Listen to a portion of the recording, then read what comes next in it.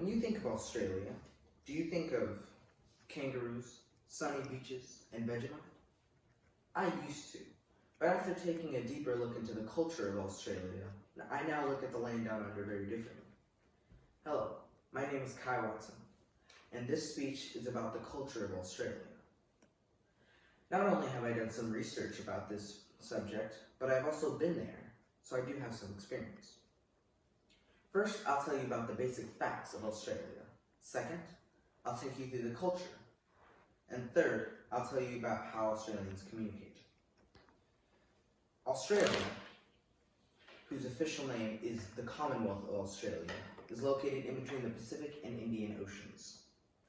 According to Native Peoples of the world, an encyclopedia of groups, cultures, and contemporary issues, written by Sweet Lau in 2013, Australia is the world's smallest continent and sixth largest country in terms of area. Australia is also one of the top 10 world powers and the 13th largest contributor to the UN. The current ruler of Australia is Queen Elizabeth II, and the currency is the Australian dollar. There is no official religion or language for Australia, but the most common language is English. Australians have an amazingly diverse country, with over half the population being a different ethnicity. Australians are also very strong believers in equalism, very unlike the ancient Australian Aborigines who used to trade women for goods. Now let's take a look into their culture. Australians have a very vast culture, so we'll only go over food and traditions. Food. Australians used to eat primarily meat, but when the connection between cholesterol and heart disease was made, the meat consumption in 1970 was over 2/3 less than it was in 1870. Unlike the US, where it is illegal to hunt and kill bald eagles, in Australia it is perfectly legal to eat their national symbol, the kangaroo. Now, let's talk about traditions. In Australia, it is very common to see both the mother and the father walk the bride down the aisle. And sometimes you may even see the parents of the groom walk him down the aisle. And here is a tradition that's a little on the weird side.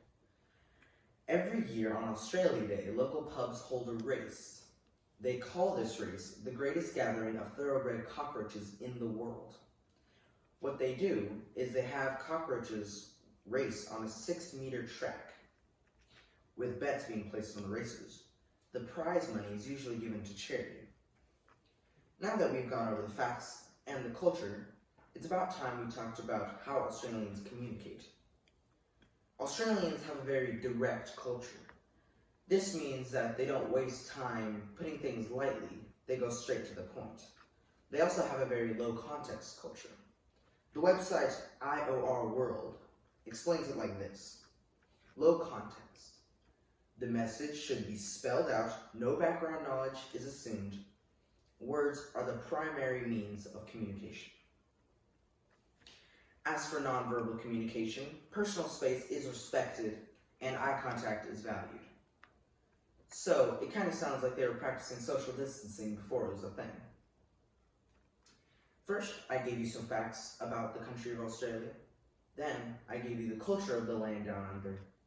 And finally, I gave you how they communicate down there. Now, I know what you're thinking. When are they going to open back up the borders so you can go and visit? Hopefully soon. Thank you for listening to my presentation, and have a great rest of your day.